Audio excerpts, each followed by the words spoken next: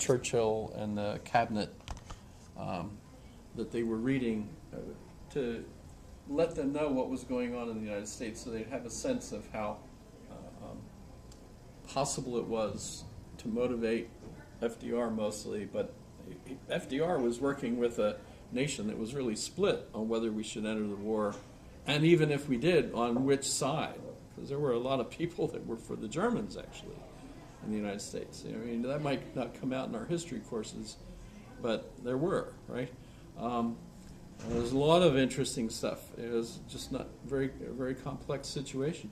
And Berlin was the one that was working to basically follow all the news, read everything that was going on, go to luncheons and things with the people that mattered, find out what they were thinking and so on. And then every couple of days or so, he would send these dispatches to Churchill, and they would be sent by Morse code to them. So there were some issues about how long his dispatches were, because it was very tedious for the coders to have to send these long messages. But in any case, the British really enjoyed reading about them. They were very good, detailed analyses of the American mood and what was going on.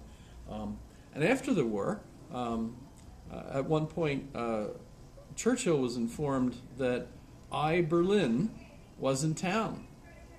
And he said, oh, well, have him come to dinner. So they invited him to dinner. Everyone, a lot of the folks that had been reading the dispatches were all sitting around lords and their wives and so on, and they're sitting there, and they started the discussion about these writings. And Berlin seemed very uncooperative about answering any of their questions.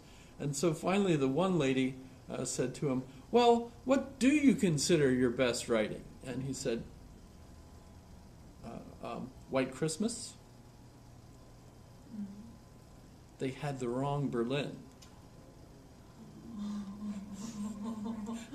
They had Irving Berlin, who was the composer that wrote White Christmas and other songs of that sort.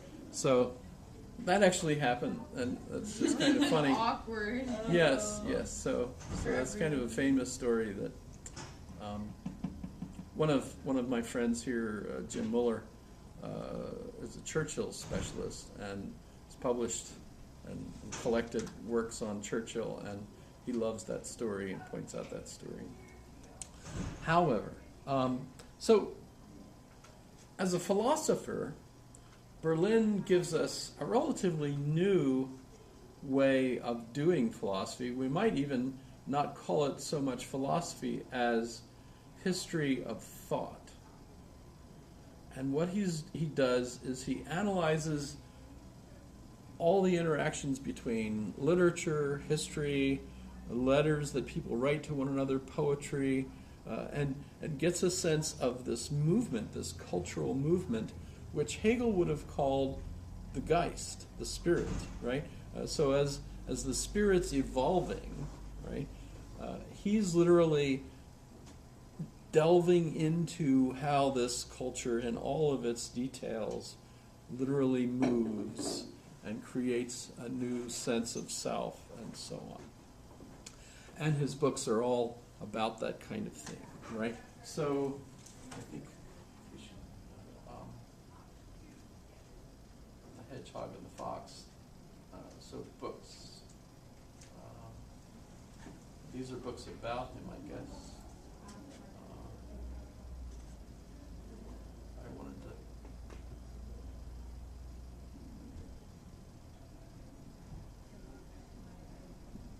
So the roots of Romanticism, I actually required that as a text in a course I gave at UAA years ago. Three critics of the Enlightenment, Vico, Hamann, Herder. That's exactly that kind of book where it's detailed explorations of the thoughts and how the thoughts evolved of these different individuals and how they interacted with one another and gradually developed an idea, right? The Power of Ideas, Freedom and Its Betrayal, Six Enemies, on Liberty, 4 essays on liberty, Soviet Mind, Russian Culture under Communism, flourishing letters. So, very interesting. So just letting you know, that's essentially what's going on here. But now, that gets passed on, and the next individual that I wanted to bring up in this regard was one of the individuals influenced by him.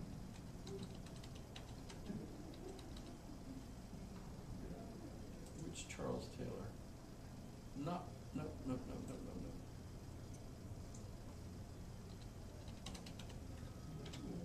Philosophy.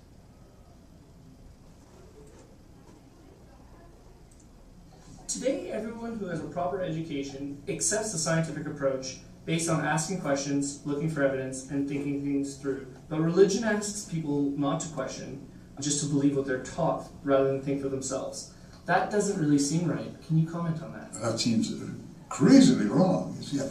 Particularly if you look at a certain aspect of the Christian tradition, and others as well. But that thing of people like Gregory of Nyssa, Augustine, the fathers of the church, they talk about faith as a journey, Gregory of Nyssa's term, a pilgrimage, Augustine's term.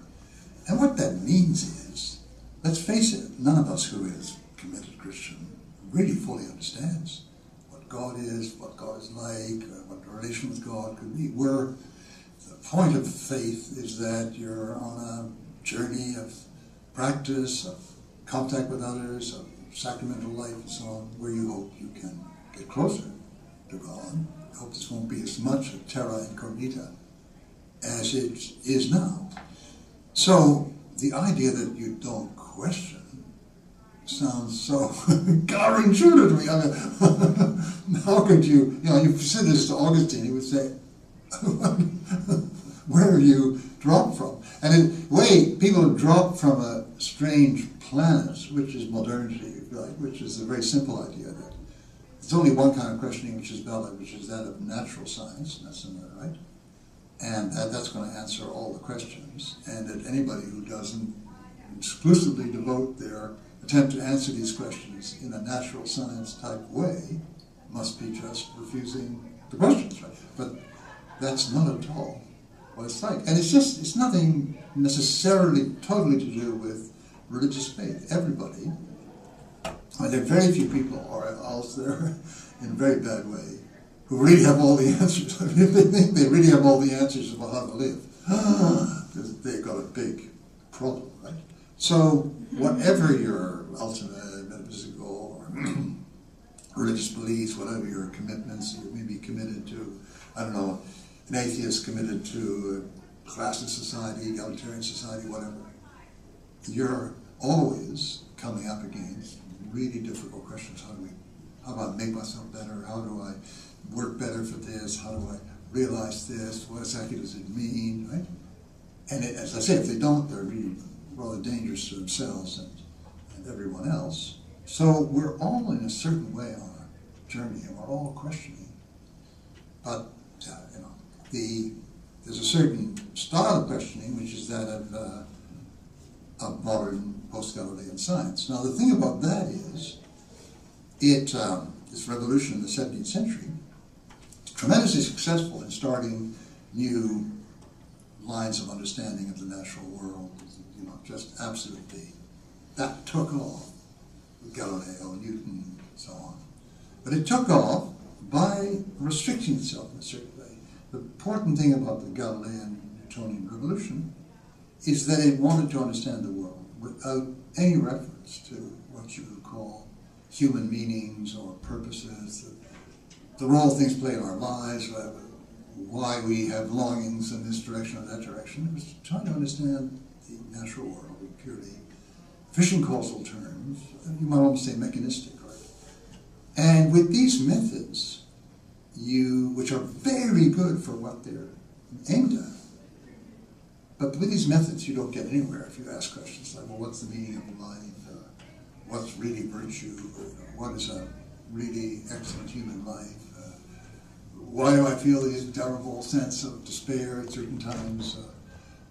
Why do I think that the world is empty, but I want to? All these questions, that you want to ask if you have live this kind of life that we're all living, can't be answered with the methods of natural science. Because that's deliberately forsworn, looking at the meanings things have for human beings. And you know, rightly so, you can't understand how rocks work in terms of human meanings.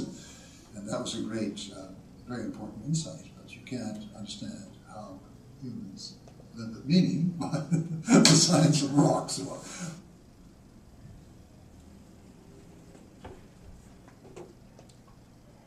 Gratuitous little video clip. Obviously, there's tons of What videos kind of religion do you think? of him on there. Let me take a look at Wikipedia on him.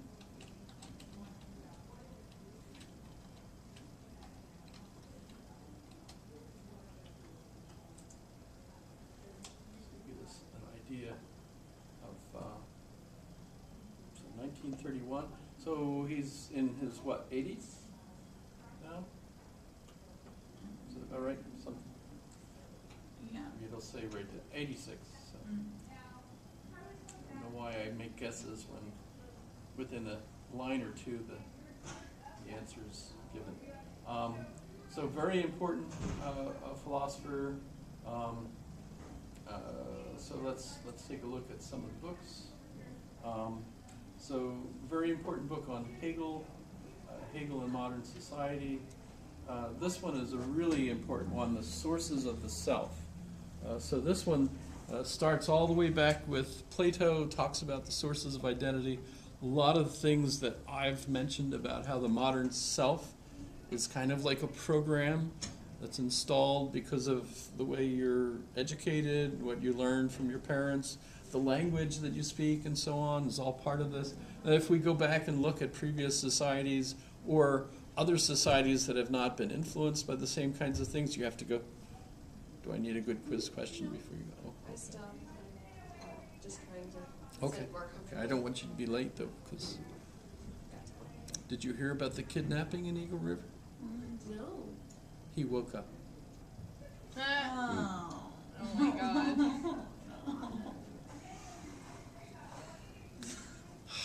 Sorry about that. Did you hear about the teacher that had the car accident?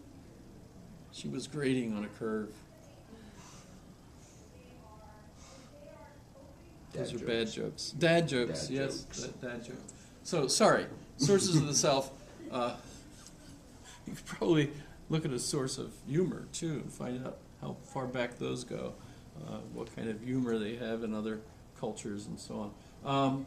But so, a lot of the things I've said in class about the self really have come from Taylor, from my readings, the sources of the self. Excellent, because he goes bit by bit through the literature, and wow, when he goes through the literature, he reads the French, the German, the Spanish, he merges them all and shows how they all mutually influence one another a little bit, so it's not, we're speaking English version 7.0, but no, if you look at the way he details each thing, each little bit, so it's 7.2, 7.3.5, you don't use two decimals, but, you get the idea.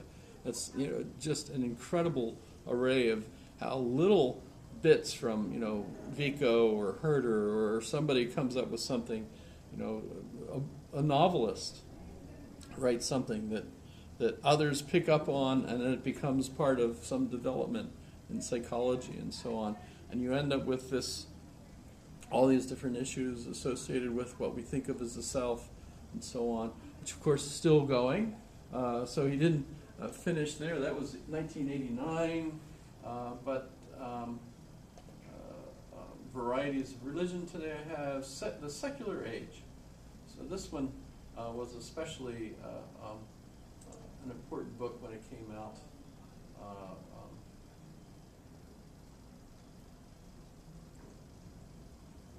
So this is based on his Gifford Lectures. Remember I mentioned that the Gifford Lectures are kind of a who's who of who's important in philosophy. Mentioned William James and Josiah Royce as being there. But if you go and you look at the Gifford Lectures and you see who they pick each year, you can pretty pretty well figure that that person's pretty significant in the world philosophically. So the great key to see what's going on. And here, of course, he's talking about what we might call the secular age. You know, what are the issues? How did it come about that we have this age, and what are the significant issues in it? So, pretty interesting stuff, I think. And then we also have Ignatieff, who is influenced by him and Isaiah Berlin.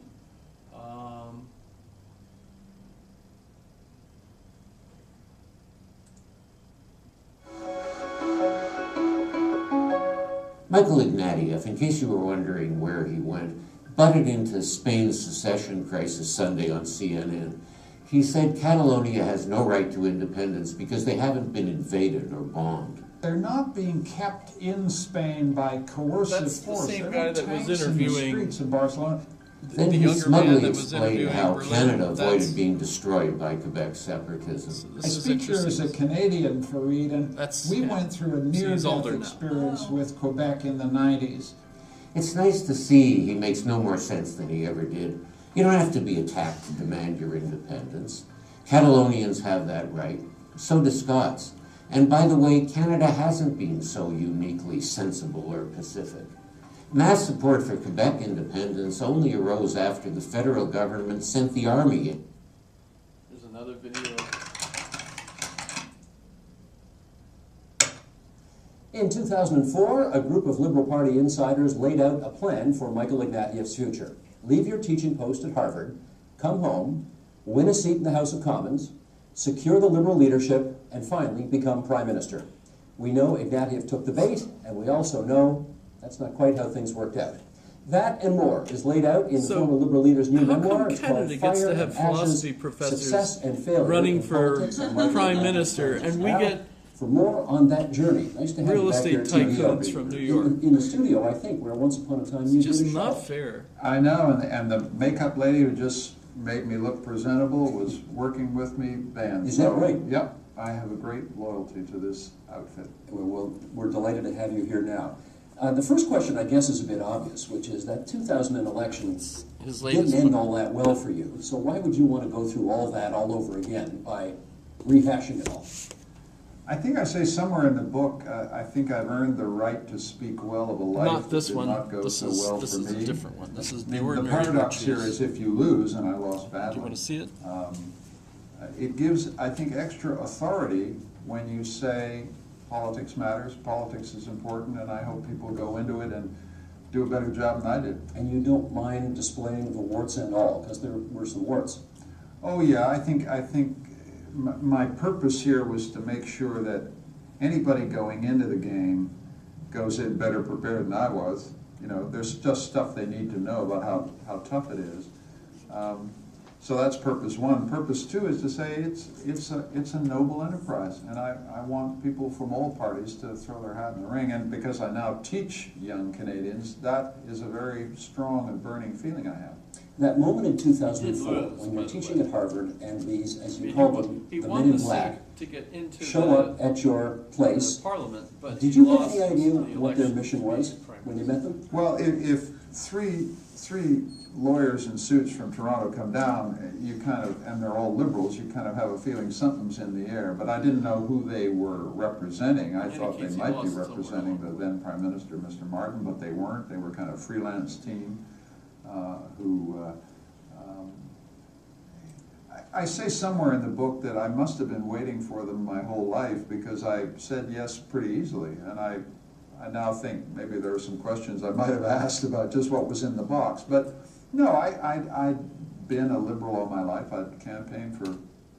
So, the fourth person I had listed as a topic for today, who does the same kind of analysis. So he looks at the big picture, but he's looking at literature, economics, statistics, all sorts of any data that seems relevant and ties in to that big picture. And have I mentioned him before, Francis Fukuyama? So let me Is this one of these?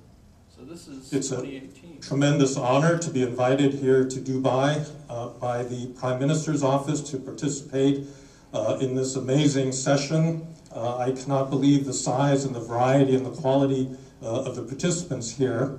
I must say, I teach at Stanford University, right in the middle of Silicon Valley, and a lot of the people that I've met at this session and that have been speaking to you are very familiar because they're talking about the horizons that are created by new technology. And I think that is, it's terrific that the Emirates has grabbed onto this issue and is running with it like very few other governments in the world, so I congratulate you on that.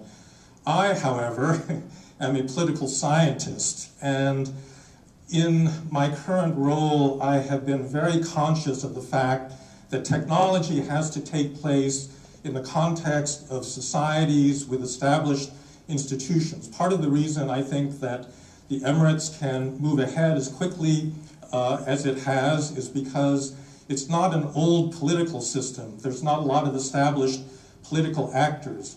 But in other parts of the world, that's not the case. You're contending with a lot of entrenched parties that really don't want to change, and that's particularly true in the case of global governance, which is my subject today. So let me just begin with an overview of the macro situation with regard to governance. Now, this is not a new observation, but the demands for global governance are tremendous in the world today as globalization has proceeded.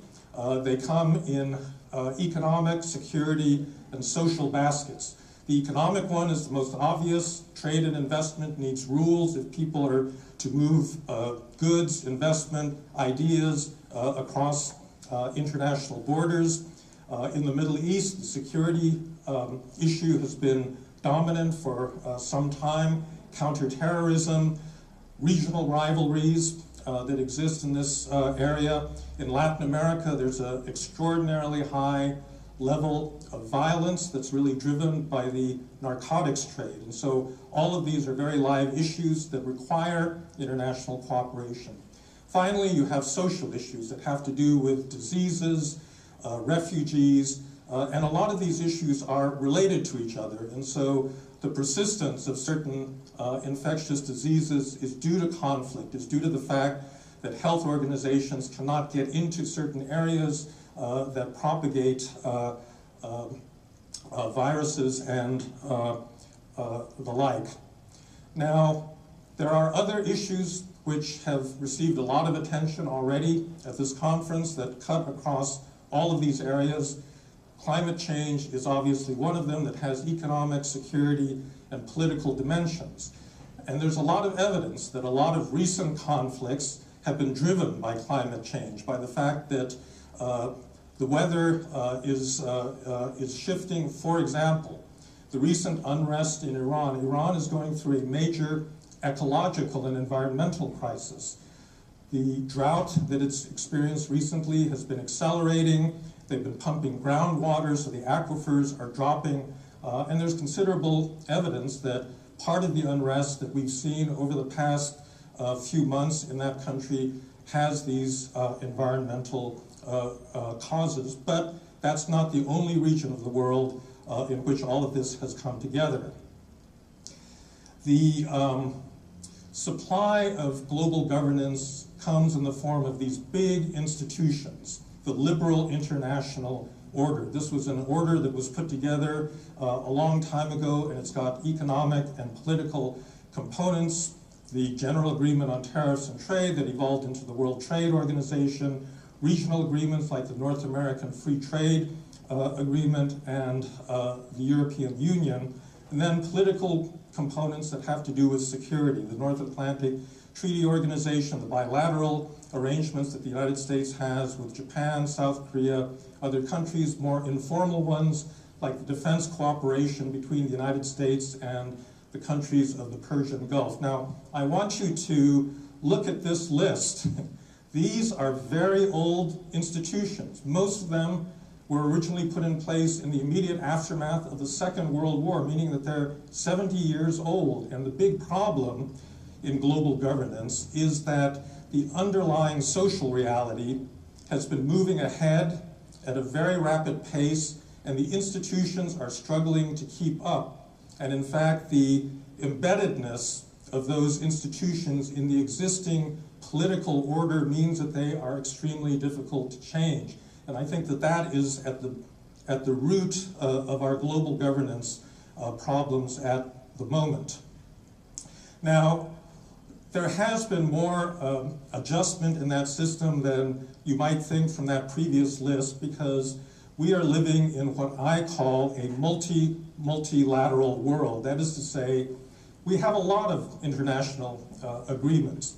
We have a lot of organizations that are usually specialized in a particular sector for a particular reason, dealing with a subset of global problems. So, for example, standard setting, airline safety, sanitary, phytosanitary rules that promote international trade, rules on intellectual property, all of these have specialized organizations that are in fact more flexible than their large counterparts like the WTO. And I think that the World Trade Organization presence of multiple organizations is actually a good thing. Some of them duplicate the roles of others, but I think having choice is an important feature that makes the system a little bit more adaptable. So, for example, when the Security Council, the UN Security Council, would not approve action in Kosovo back in the 1990s, NATO was able to take the initiative and the action was moved out of the Security Council and into NATO. A lot of people didn't like that because they think that only the United Nations can authorize the use of force. I actually think it was a good thing because it provides security where the dominant global institutions are a little bit too rigid. Now, big question that people have is whether we're actually going to get to real global governance.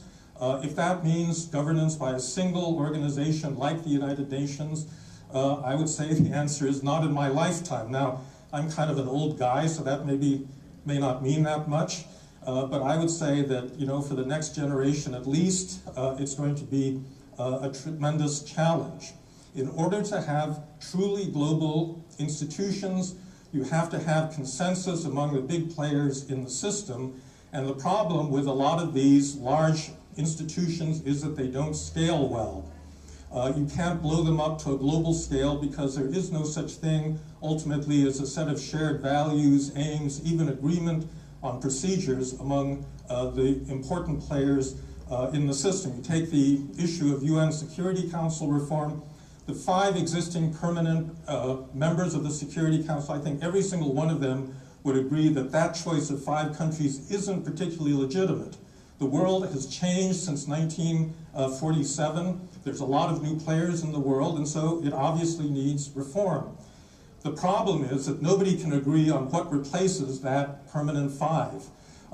You don't know which regions to include, and even within a particular region, like Latin America or Sub-Saharan Africa, countries in that region cannot decide on which country ought to represent them, what powers they have, should they be veto-bearing, and so forth. And so there's been no progress in this area at all. Within the European Union, you have very similar problems. You have a consensus required of 28 member states. If you recall, in the last year or so, there was a blockage of the EU-Canada free trade. So, just to give you an idea of these individuals, obviously all of these could be watched in full, etc. Notice there's tons of videos posted. I almost every day. I'm like on the YouTube lists. Any information that's posted updating what Francis Fukuyama is doing, I get an email message. You know how you can set your email for that. That's almost every day he's done something else somewhere in the world. Basically, you could spend your life following what he's doing everywhere because he's having that much of an impact all over. He speaks all over the place, obviously. as well as teaching and writing. And so we take a look at him on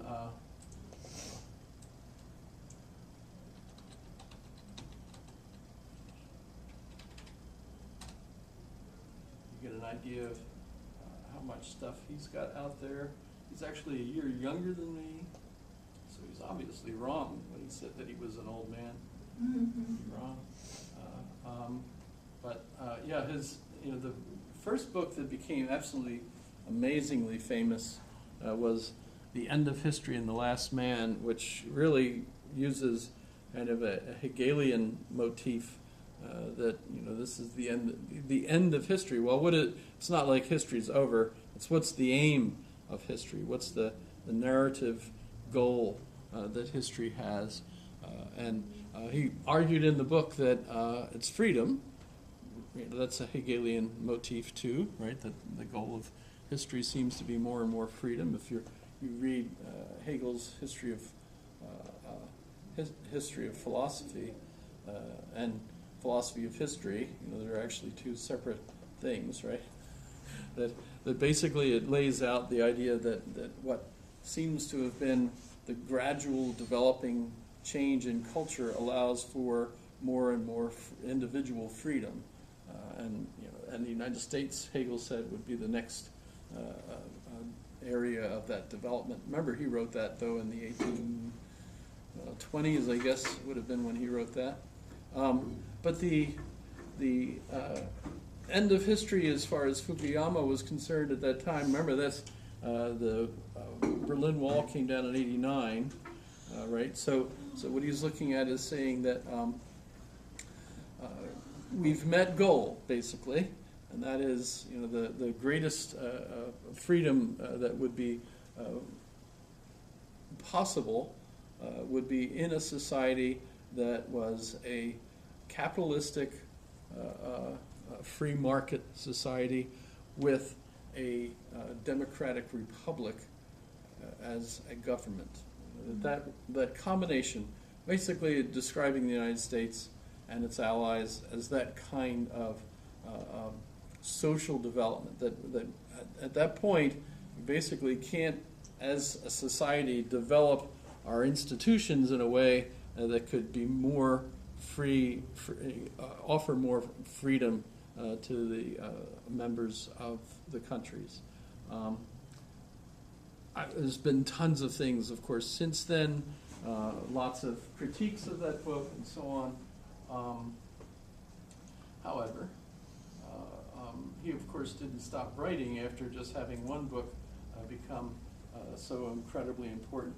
His next one was Trust, the Social Virtues and the Creation of Prosperity, how important trust is. And by the way, that keeps coming up, and you think about, just last night I was talking with a friend who was a student years ago, and he was concerned about how Anchorage appears to be a murder capital of the world. Well, no, not really. It depends on how you look at the statistics. The newspaper wants to sell newspapers, so they tell you, the worst possible way of interpreting the statistics. That we have so many murders per capita, right? Well, but when you compare our murders, we have 20, maybe 28 a year on the average, compared to Chicago that has that many per day. Is that about right? I'm just guessing. I just know Chicago is clearly worse, right? But I pointed out to Steve, who was the person I was talking to, that that it's not really such a big issue for Anchorage. It depends on where in Anchorage you go. There's only specific neighborhoods really that are having these kinds of issues, so just don't go there at like 3 a.m. in the morning. That's when so there's specific time periods and places where the people that tend to be in these places are involved in these kinds of altercations. And so basically, this is a very safe place. This is still, I think, one of the safest, most wonderful places to live in the world ever. So let me put that in California speak, ever. Right? So that's just me though. But remember, Steven Pinker points out that we have a bias as a result of the way the news media reports what's going on in the world, and they're heavily focused on the worst things to try to sell newspapers, because that traditionally is what gets us interested in the woman in Valdez apparently was just run over by a truck driver who was drunk, and he didn't just hit her once, he then backed his truck over her and just sat the truck on her and then drove off. Oh my god. Yeah, so that was in the paper this morning. So she died. That kind of sort of thing happens when trucks park on you. Not a good thing.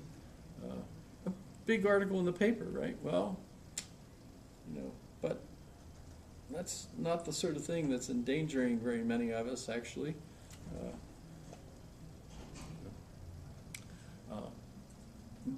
Bad news item, but you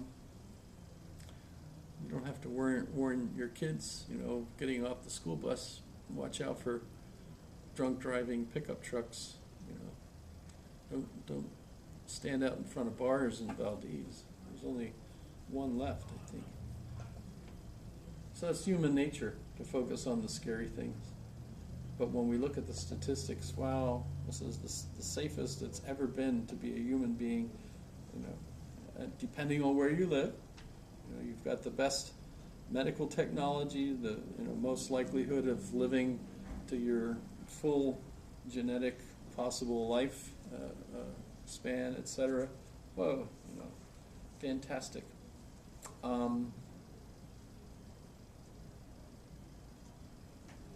But it all depends on trust. If you're scared of everybody, you're not going to be safe. But if we're all trusting one another and expect other people to trust us, so that we can trust the police, you can trust the medical technician, you can trust your doctor, you can trust cars to have fresh vegetables, not be selling you something that's got botulism or something, right? All that's pretty important. So trust is a very important thing. Great Disruption, Human Nature and the Reconstitution of the Social Order, was a book that came out at about the same time as the book Bowling Alone, that, if probably familiar with that, yes? But I just think it's a funny title. yeah, well, the idea, of course, is that what helped with trust was community organizations, so you would belong to different community organizations. Charles Murray talks about this too, and he talks about what makes us fall apart, and that is that we're no longer joining the kind of community organizations that enable us to build trust with one another and so on. So that was kind of an important book. Our Post-Human Future, this is, boy, we're changing what we are like as human beings. So what's going to eventually happen if we're no longer even human beings, basically? State building, again, notice the date of this. This is about the same time that the war in Iraq was going on, so he's talking about how you can build a state. By the way, he would argue you can't build one from top down, it has to be bottom up. So it was a critique of what the Bush administration was trying to do in Iraq. And by the way, that's continued to be verified, his thesis, as we see what goes on. America at the Crossroads, problems that we have, especially with the neoconservative element and so on, falling behind, the origins of political order. So these two are his most recent books, Volume 1, Volume 2, basically, kind of a complete history of the political order from its origins. So basically, the first book covers all the way up to just before the French Revolution, and then the second book really doesn't stay in a historical way, but talks about all the issues that have arisen since the French Revolution. So, and a scary part of that, by the way, is the political decay part. So we have all this progress, But guess what? You know, if we don't perform and pass on the kind of cultural training that enables the next generations to be able to run things, basically we're endangering the survival of our...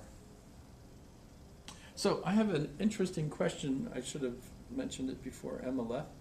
But, you know, Syria recently is claimed to have bombed a section of one of the rebel-held villages with poison gas again.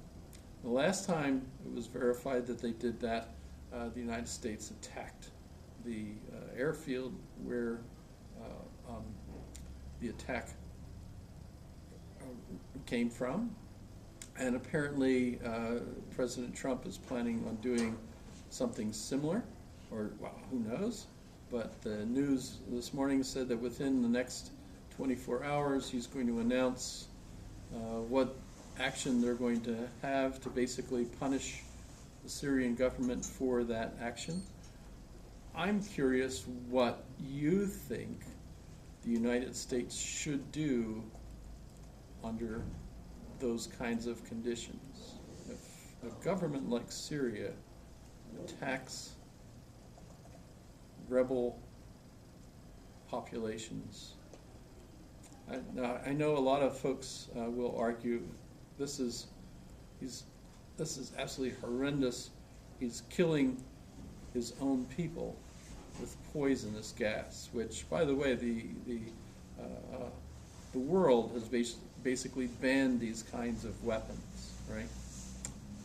So that's absolutely horrendous. But on top of it, the argument is he's using them against his own people. Now, I've also heard the argument that since the people that he represents, the Druze, is it the Druze? It's not the Druze. It's the I'm sorry. It's the other element in the Syrian population. But it's a particular group of people that are not really culturally associated with the people that are the rebels. And so, in a sense, he's not attacking his own people. But still, there's the element of using poisonous gas that killed women, children, men. It seems to have been an attack on the hospital. I'm curious what you think the U.S. government should do. Should we attack them? Are we the policemen? And notice that's going to be a problem because Russia is supporting Assad and his government. So I'm just curious what you think of that. Notice we'll find out the answer within 24 hours, since Trump is apparently planning on having our military do something. Should be interesting. And if we survive it, by the way, I'll see you on Thursday.